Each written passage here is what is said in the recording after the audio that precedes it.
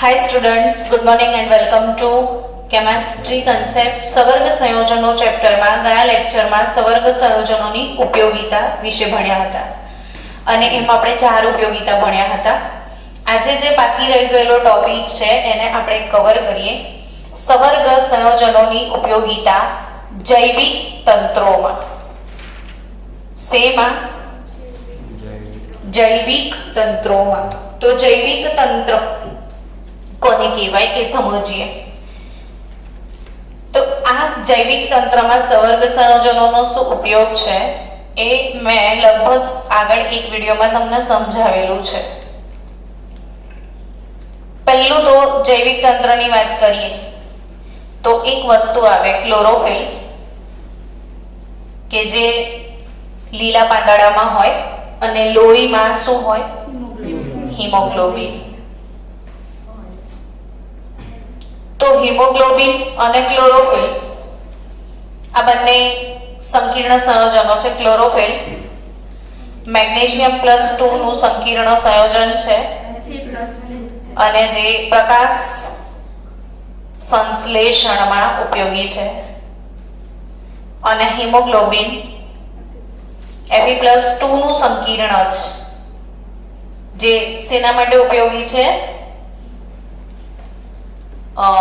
ઓક્સિજનનું વહન કરવા માટે. O2 અને CO2 ના વહન માટેનું જવાબદાર શ્વસન રંજક જેને કહેવાય. હિમોગ્લોબિનને આપણે શ્વસન રંજક કહીએ છીએ ને, તો એ Fe+2 નું સંકીર્ણ છે. હવે આપણે 14મું ચેપ્ટર છે, ખબર છે? પર્યાવરણીય રસાયણ વિજ્ઞાન, પ્રદૂષણ.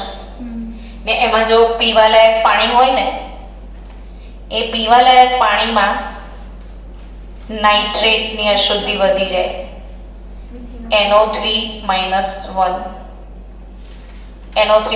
શું વધી જાય પીવાલાયક પાણીમાં? નાઇટ્રેટનો પ્રમાણ 45 ppm હોવો જોઈએ.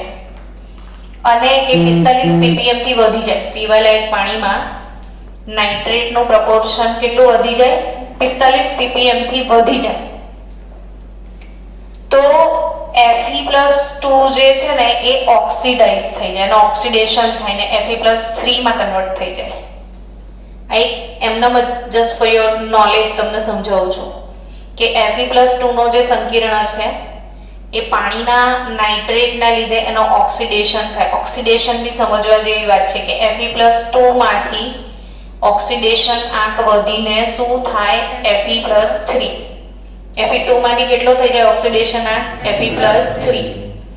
તો Fe2 માંથી 3 થયો તો ઓક્સિડેશન થયું કહેવાય. મનીષ તું ધ્યાન નથી આપી રહ્યો, કંઈક બીજે જોવે છે અને પછી પાછું અચાનક એલર્ટ થાય છે. તો Fe2 ઓક્સિડાઇઝ થઈને શેમાં જાય? Fe3 માં જાય છે. તો આ ઓક્સિડેશન થયું કહેવાય ને. તો Fe2 નો સંકીર્ણ જે લાલ રંગનો છે ને, Fe3 નો સંકીર્ણ બ્લુ કલરનો છે. તો એનું આખું બ્લડ જે છે ને એ કેવા કલરનું થઈ જાય? બ્લુ કલરનું. એને બ્લુ બેબી નામનો ડિસીઝ કહેવાય. કયો રોગ કહેવાય? બ્લુ બેબી કહેવાય. સમજી રહ્યા છો તમે? તો આ જૈવિક તંત્રની કમાલ, just for your additional knowledge. JEE NEET માટે મેં તમને સમજાવ્યું. તો આપણને નીટમાં પર્યાવરણીય રસાયણ વિજ્ઞાનના પ્રશ્નો આવશે એટલે આપણે આખું કરાવડાયું છે એક ચેપ્ટર. તો આ વખતે જે JEE નીટની એક્ઝામ થઈ તો એમાં JEE માં એવું કશું જ જોવામાં નથી આવ્યું કે આ 30% માંથી નથી. એક પેપર તો JEE નું એવું હતું કે ફૂલ્લી શેમાંથી હતું? જે 30% કાપ્યો હતો ને એ જ સિલેબસમાંથી આખું પેપર હતું. એટલે ખરેખર જેમને નીટ જી કરવું છે એ તમામ બાળકો ધ્યાન આપજો કે દરેકે દરેક પ્રકરણનો દરેકે દરેક મુદ્દો સમજવો અને ભણવો બહુ જરૂરી છે. અને આપણે ફૂલ કોર્સ જ કરાયો છે, કશું કટિંગ શૂટિંગ નથી કર્યું. આપણો કોર્સ હજી ચાલે જ છે. 11માનો પણ પેરેલલ અને 12માનો પણ પેરેલલ. છેક સુધી 11 ચાલશે, છેક સુધી 12 ચાલશે. તો આ નાઇટ્રેટ, પીવાલાયક પાણીમાં નાઇટ્રેટનો પ્રમાણ કેટલો હોવો જોઈએ? 45 ppm. હવે જે 45 ppm થી વધી જાય તો બ્લુ બેબી નામનો રોગ થાય, મિથિનિમોગ્લોબિનેમિયા. કયો રોગ થાય? મિથિનિમોગ્લોબિનેમિયા. તો હિમોગ્લોબિન અને ક્લોરોફિલ આ બે સંકીર્ણ સંયોજનો છે આ લીલા પાંદડામાં હોય છે ને આ લોહીમાં હોય છે.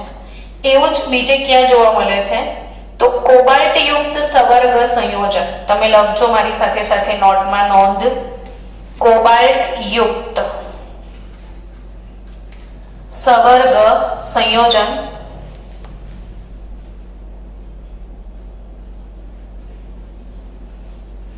વિટામિન B12 સાંભળી જાઓ.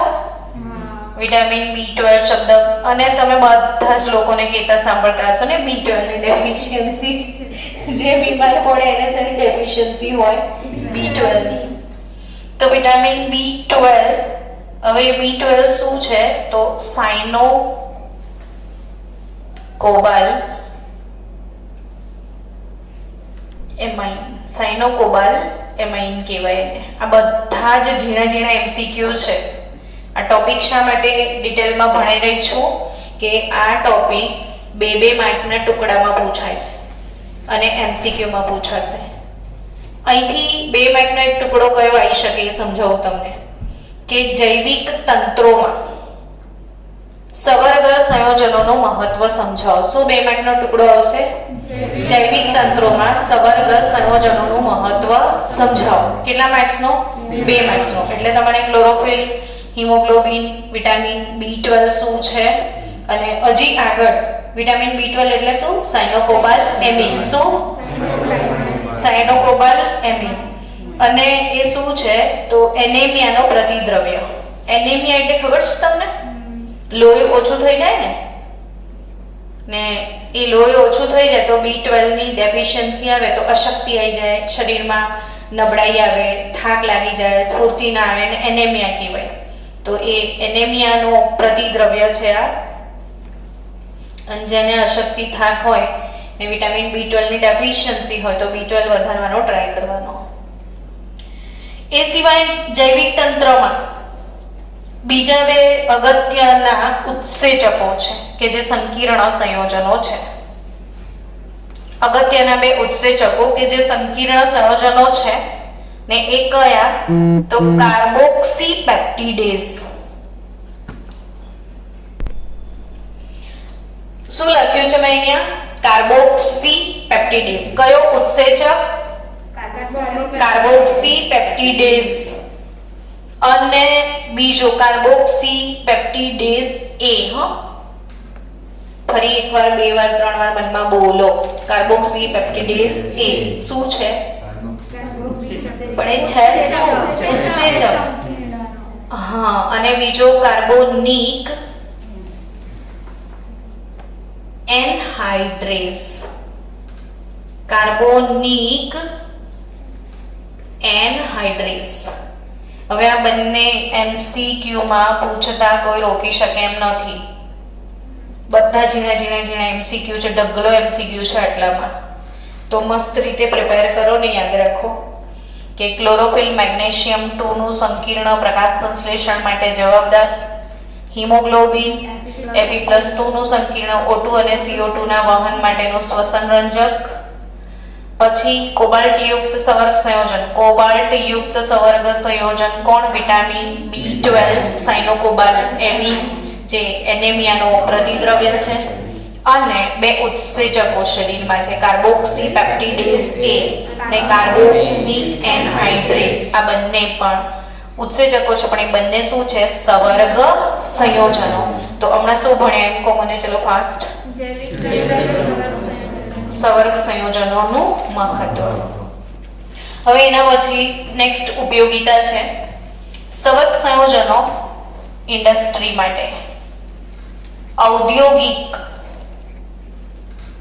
પ્રક્રિયા જે છે ઇન્ડસ્ટ્રીઓમાં ઢગલો રાસાયણિક પ્રક્રિયાઓ રોજ થતી હોય છે અને બધી જ રાસાયણિક પ્રક્રિયાને ઝડપી બનાવવા માટે શું નાખવામાં આવે છે ખબર તમને?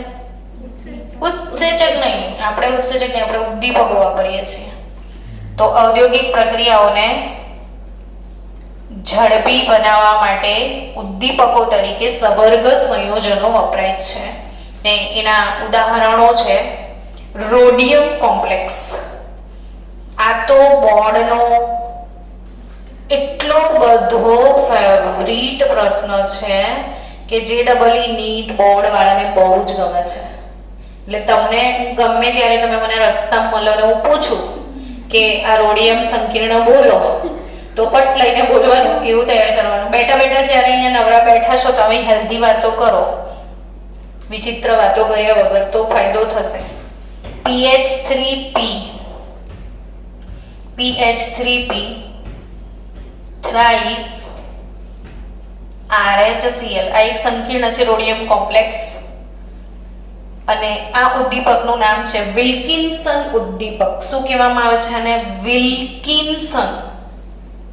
વિલ્કિન્સન કેટાલિસ્ટ. કયો કેટાલિસ્ટ? વિલ્કિન્સન ઉદ્દીપક. કયો ઉદ્દીપક છે આ? વિલ્કિન્સન ઉદ્દીપક. એટલે વિલ્કિન્સન ઉદ્દીપક કોને કહેવામાં આવે છે? આ પ્રશ્ન બહુ પૂછાય છે. પીએચ એટલે તમને ખબર હશે. પીએચ એટલે શું ખબર? ફિનાઇલ. ફિનાઇલની રિંગને આપણે પીએચ કહીએ. તો આ જે ફોસ્ફરસ છે ને એની બાજુમાં 3 ફિનાઇલ હોય આવી રીતે. આ એક ફિનાઇલ, આ બીજો ફિનાઇલ અને આ ત્રીજો ફિનાઇલ. કેટલા ફિનાઇલ થયા? 3. PH1 PH2 PH3 એટલે PH3 લખ્યું. પછી કોણ? P. એ પણ કેટલી વાર? 3 વખત પાછા. ને RH એટલે રોડિયમ અને Cl ક્લોરાઇડ. તો આ વિલ્કિન્સન ઉદ્દીપક. હવે આ વિલ્કિન્સન ઉદ્દીપક શેનામાં એ લોકો વાપરે છે એ યાદ રાખો. તો આલ્કેનના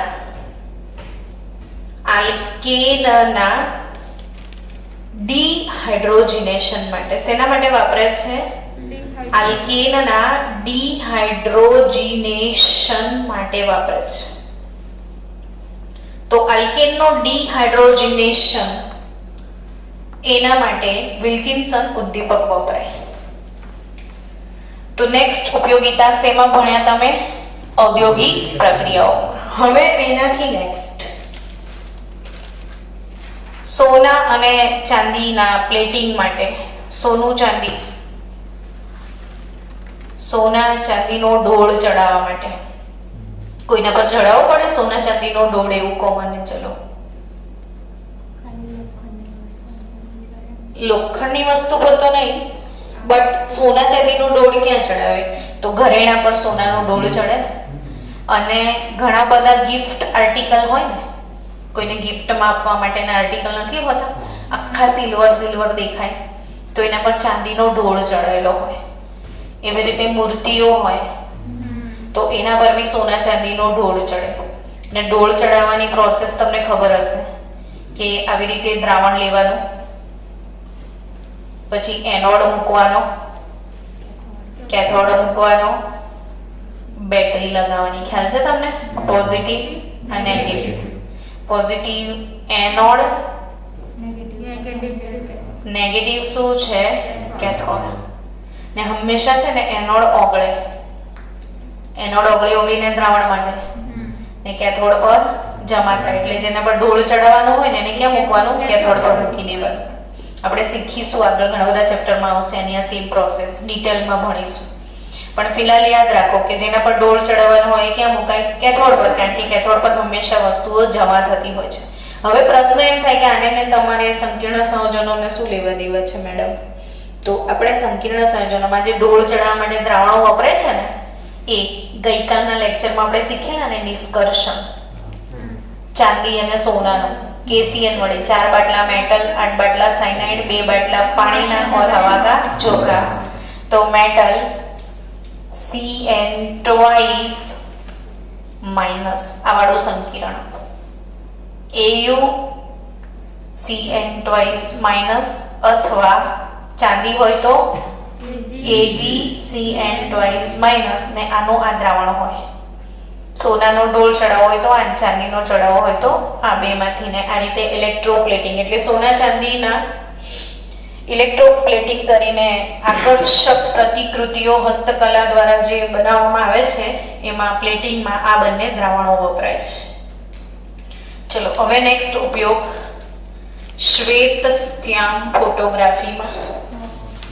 શ્વેત એટલે બ્લેક એન્ડ વ્હાઇટ ફોટોગ્રાફીમાં આ છે ને બહુ જૂનો ઉપયોગ છે. હવે તો આપણે ખબર છે 2 મિનિટમાં ફોટો આપી દે છે, પણ પહેલા જૂના જમાનામાં ફોટો ધોવડાવવાનો એવું તમે સાંભળ્યું, ફોટા ધોવા ગયા છે ને એ લોકો કેમેરાની અંદર પેલો બ્રાઉન કલરનો રોલ નાખતા હતા ને એ બ્રાઉન કલરનો રોલ હોય ને એ રોલની ઉપર AGBR નું દ્રાવણ ચિપકાયેલું હોય. રોલ પર શેનું દ્રાવણ ચિપકાયેલું હોય? AGBR.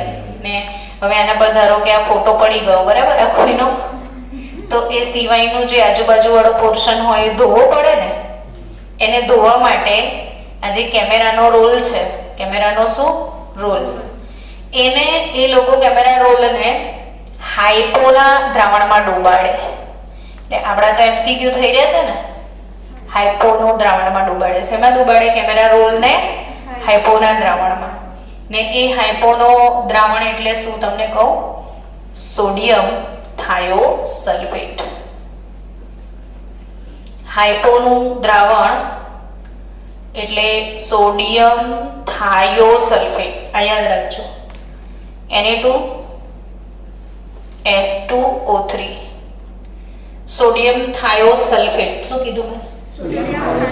કયું દ્રાવણ કહેવાય એને? હાઇપો.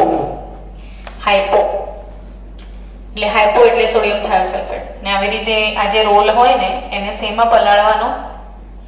સોડિયમ થાયોસલ્ફેટના દ્રાવણમાં. એટલે આ રોલની ઉપર AGBR હોય છે ને, ફિલ્મનો જે રોલ હોય ને બ્રાઉન કલરનો, એના પર શું ચોંટાડેલું હોય છે? AGBR. ને વણ વપરાયેલો AGBR તમારે ધોવાની ઈચ્છા છે, એને ધોવા માટે આ રીલને તમે શેમાં ડુબાડો છો? હાઇપોના દ્રાવણમાં. એટલે એક સંકીર્ણ સંયોજન બને છે. સોડિયમ ને બદલે સિલ્વર થાયોસલ્ફેટ. એ કોમ્પ્લેક્સ કયો બને છે એ MCQ બનશે. તો એ કોમ્પ્લેક્સ છે AgS2O3 twice 3- સંકીર્ણનું નિર્માણ થાય.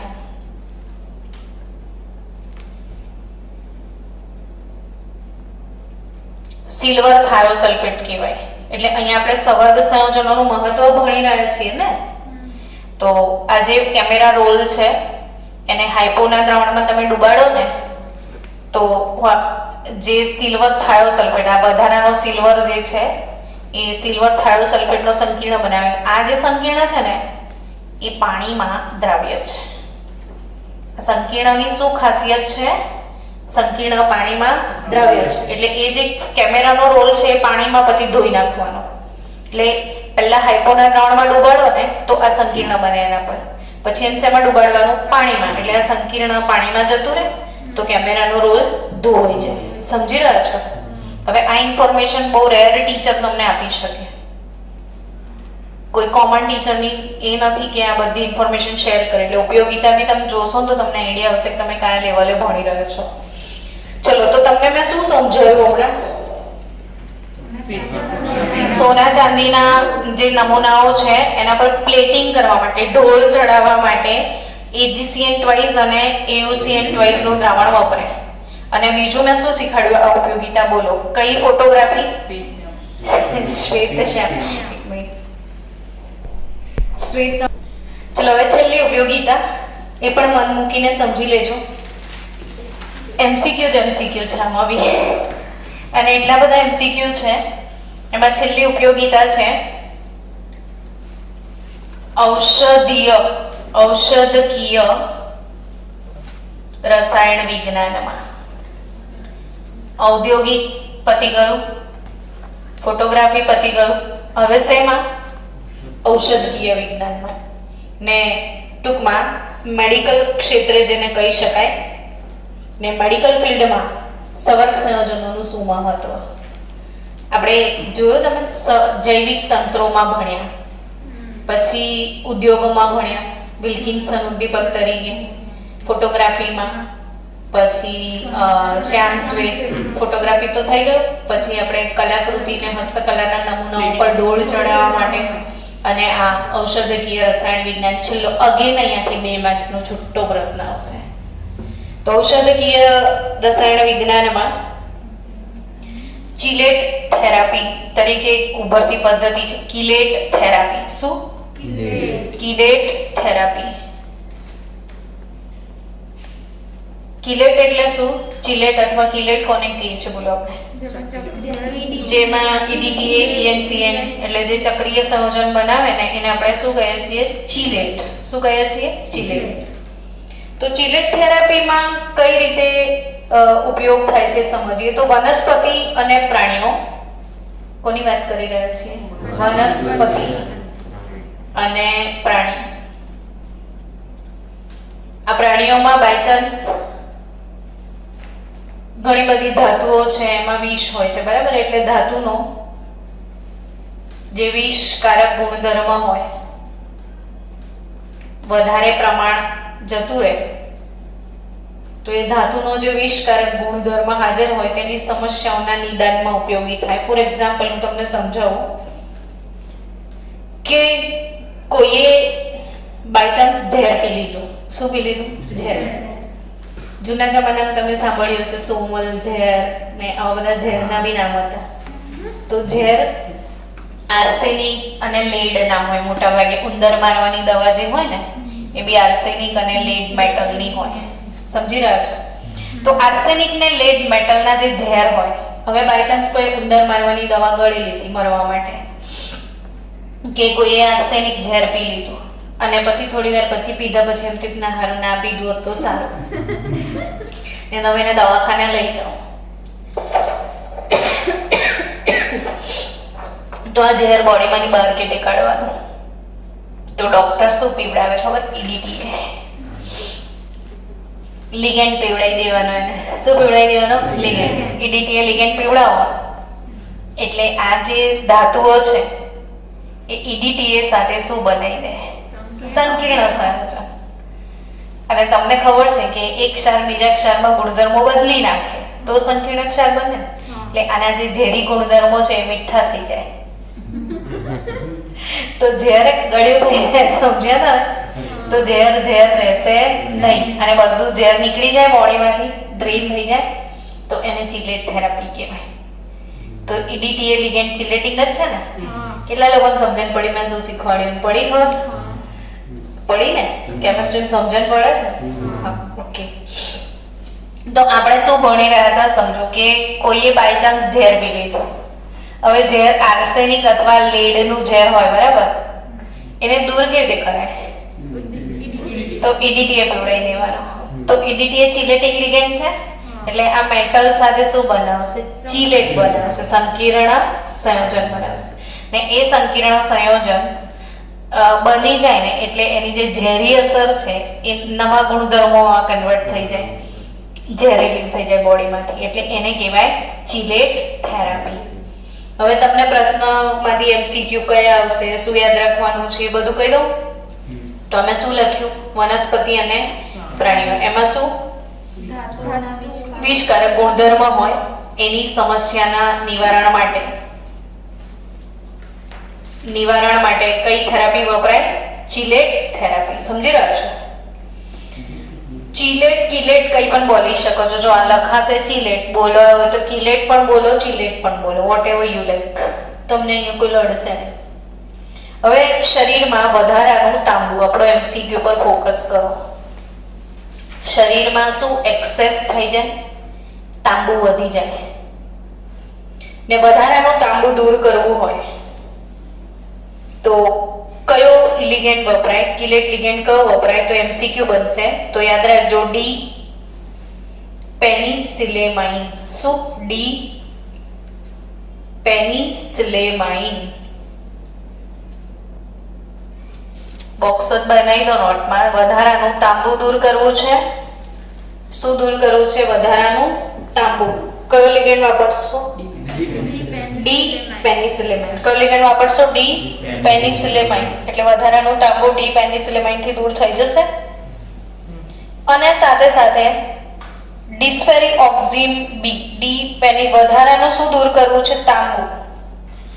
તો ડી પેનિસિલેમાઇન અને વધારાનું લોખંડ દૂર કરવું. શરીરમાં Fe નું પ્રમાણ વધી જાય, આયન, વધારાનું આયન વધી જાય તો ડિસ્ફેરી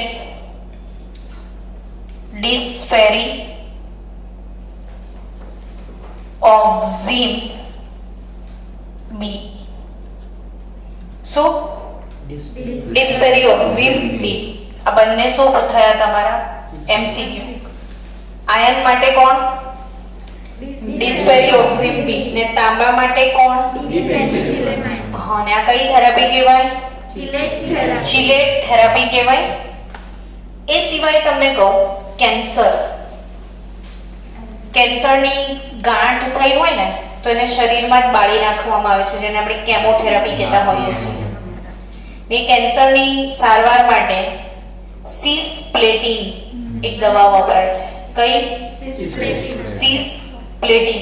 તો કેન્સરની ગાંઠોની વૃદ્ધિ અટકાવવા માટે સિસપ્લેટિન સંયોજનો વપરાય છે. ને એ સિસપ્લેટિન એટલે પ્લેટિનમ, એની આજુબાજુ ક્લોરીન ને એમોનિયા. ને તમે ભૌમિતિક સંઘટકોમાં સીસ અને ટ્રાન્સ શબ્દ ભણેલા છો. બંને એક જ બાજુ હોય તો સીસ ને ક્રોસ હોય ને તો ટ્રાન્સ. આપણે હવે ભણવાના જ છીએ આવતીકાલે સંઘટકતા, ભૌમિતિક સંઘટકતા ને પછી પ્રકાશીય સંઘટકતા છે. તો આ કઈ જ્યોમેટ્રી છે? સીસ. આને કહેવાય સીસ પ્લેટિંગ. જે ટેક્સ્ટ બુકમાં એનું સૂત્ર નથી આપ્યું સીસ પ્લેટિંગ નું, પણ આપણે જસ્ટ ફોર યોર નોલેજ કે this is seas plating. PT ClCl Na3 Na3 કયો સંયોજન છે આ? સીસ પ્લેટિંગ.